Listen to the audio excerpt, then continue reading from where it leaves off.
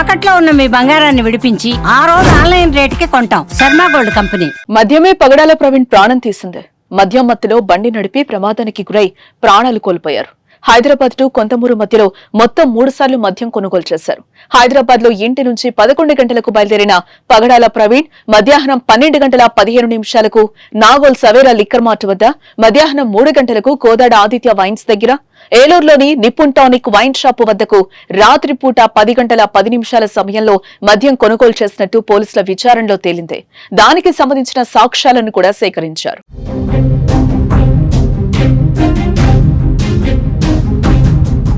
తన ప్రయాణాన్ని మద్యం మత్తులో సాగించిన ప్రవీణ్ 2 సార్లు చావు నుంచి తప్పించుకున్నారు.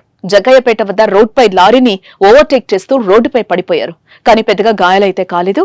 మళ్లీ తేరుకుని ప్రయాణం మొదలుపెట్టి కీసర గ్రామం వద్ద రోడ్డు పక్కన మరోసారి పడిపోయారు. ఇలా 2 సార్లు పగడాల ప్రవీణ్ పడిపోయినా జాగ్రత్త పడలేదు. మళ్లీ విజయవాడలో మరోసారి నీరసానికి గురైన 3 గంటల విరామం అనంతరం తేరుకుని మరోసారి ఏలూరులో మద్యం తీసుకుని ప్రయాణం మొదలుపెట్టారు. చివరికి రాత్రి 11 గంటల 42 నిమిషాల సమయంలో కొంతమూరు వద్ద జరిగిన ప్రమాదంలో మాత్రం చావు నుంచి పగడాల ప్రవీణ్ తప్పించుకోలేకపోయారు. రోడ్డు ప్రమాదంలో పగడాల గాయపడడంతో పాటు ఆల్కహాల్ తాగినట్టు వైద్యులు నిర్ధారించారు. ఇదే విషయాన్ని ఐజీ కూడా శనివారం నిర్వహించిన ప్రెస్ మీట్ లో వెల్లడించారు. 2 సార్లు ప్రమాదం జరిగిన తర్వాత పగడాల జాగ్రత్త పడితే ప్రాణం నిలిచేది.